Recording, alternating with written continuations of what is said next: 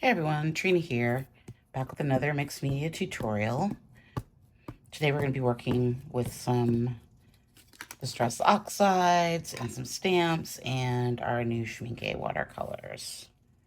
So let's get started. Put down a little bit of the weathered wood onto the stamp. And this is one of my lino cut stamps that I made recently. I just made this one, trying out some new techniques. Plus I have like 8 of these blocks now because, you know, you can't just buy one. And I think I just want to do a little bit of this one too.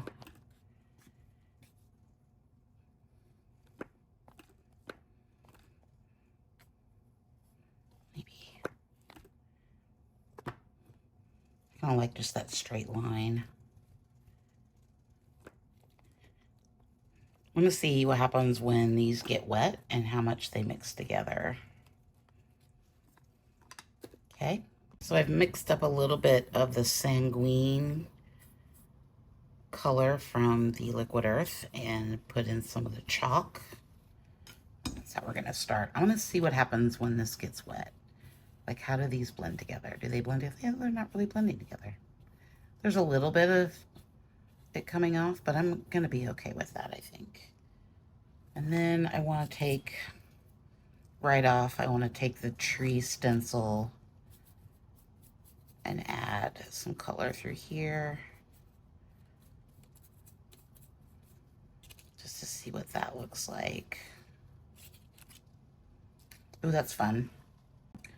So now I want to come in with a little bit of the haze brown from the haze set in Schmincke.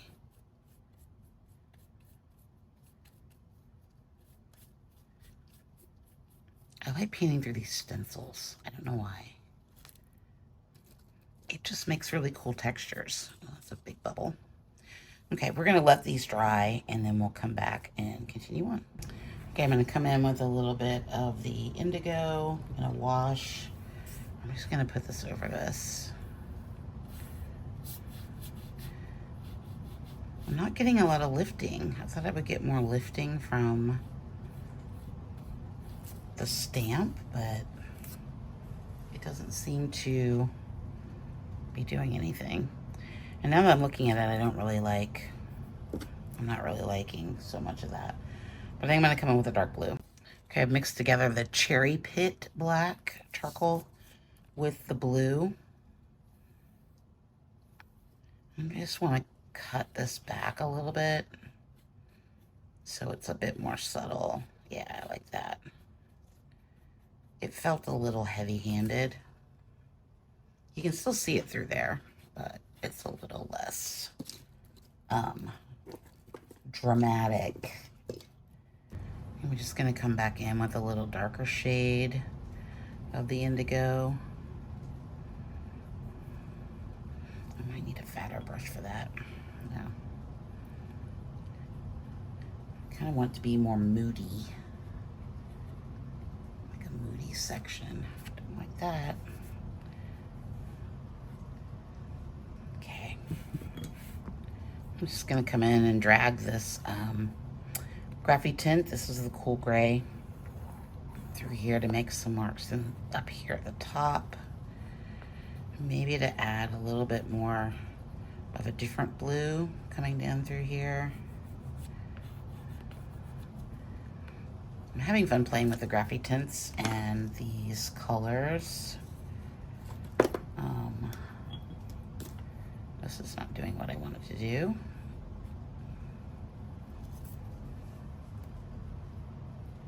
I feel like it needs yeah, all right. I'm gonna come in with a little bit of the umber color here with the cherry pit. Ooh, that's a nice color. I know you guys are like, Trina, you're getting too dark. I know. I have a plan for that though. We're gonna try something a little different today. Once we get everything all sorted, I might need just a little bit more of that. Oh, that umber is so nice. I'm gonna bring it up a little bit. Okay, I'm going to add a little bit of the sanguine and cherry pit mixture through here, just to give it a little bit of color, a little bit of light wash. And I think I want to add some down here, and maybe a little bit through here. I'm going to make some lines.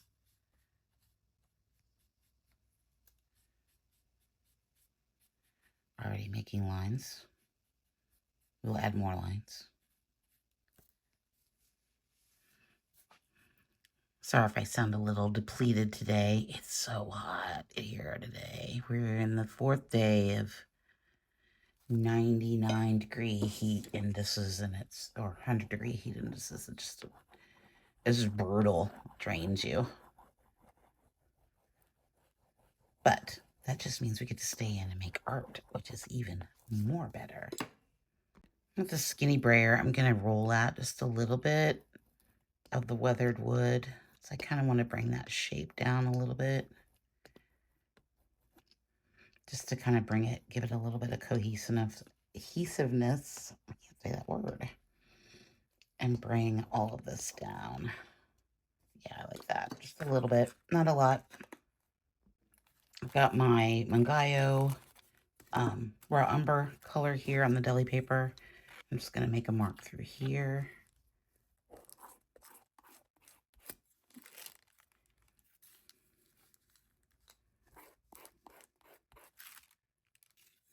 And of course I want to put some more marks through here, of course.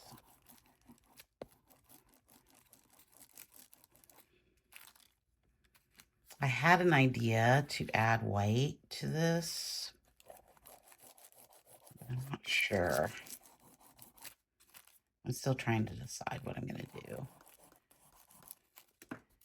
I think I want these to be a little bolder.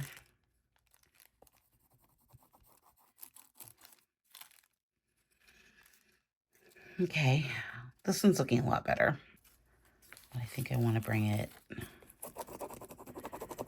a little bit of it through here. Let's see, you can see it down here better. Just to kind of bring it through. And maybe a few down here.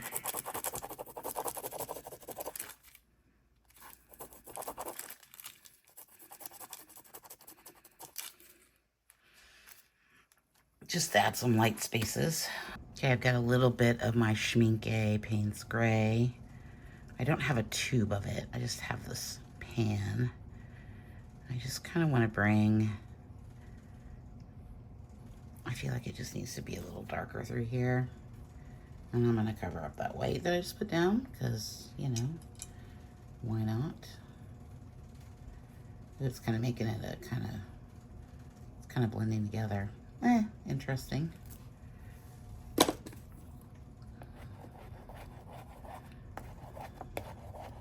Maybe. I might hate it now. I don't know. I'm going to come in with this Inktense Baked Earth. Oops. I'm going to make some marks through here because it's a bolder color. We might need some better marks through here to go with our other marks. Yeah, like that. I think we need some darker, like maybe a line through there. I'm going to use a little bit more of the stencil over here, I think.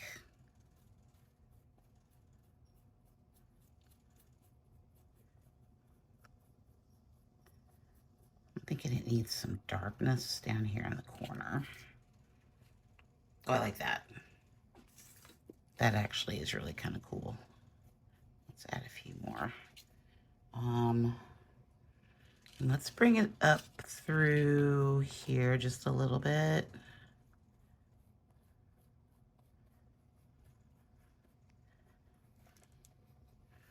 I think that charcoal's going to be just dark enough that it's going to look kind of cool.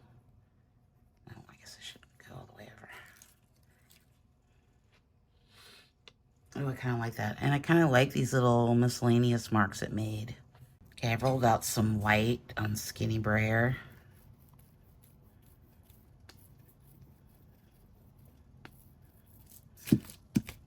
Apparently not enough.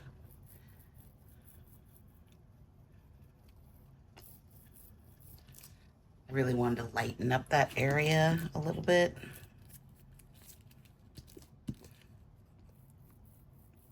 White is tough, y'all. It's really hard to, like, get, you know what I mean? Like, you think it'd just be easier, just paint right over it. It's one of the things that can be hard about watercolor, and I'm not good about it at any stretch of the imagination,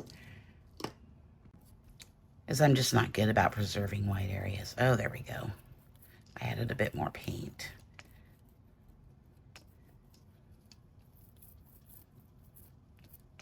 You can see we're starting to get a little pilling from the paper, which is never good.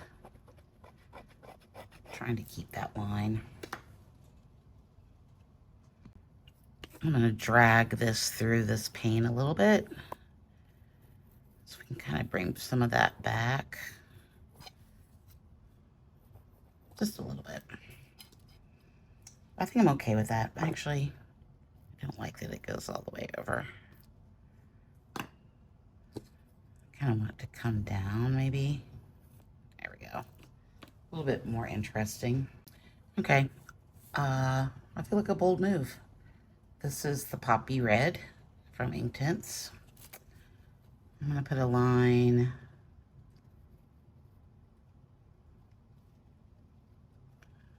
just right there. Ooh, I like that. A pretty little red line for no reason whatsoever.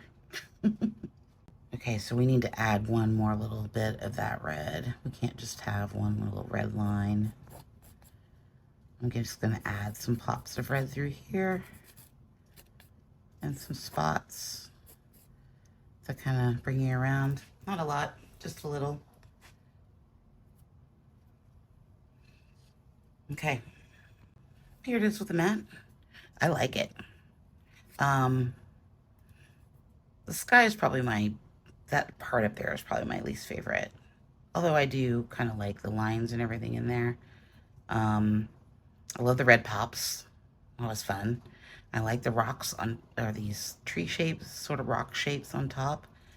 I like the idea of the dark in front and then the lighter in back. We need to play up that more and maybe make the darker colors down at the bottom and recess back. The stamp was fun, but I kind of covered it up. You can kind of still see a little bit of it in there. Yeah, overall, pretty happy with how this turned out. And yeah, thanks for watching. I'll be back tomorrow with another video. We'll do something more fun. All right, thanks so much. Bye.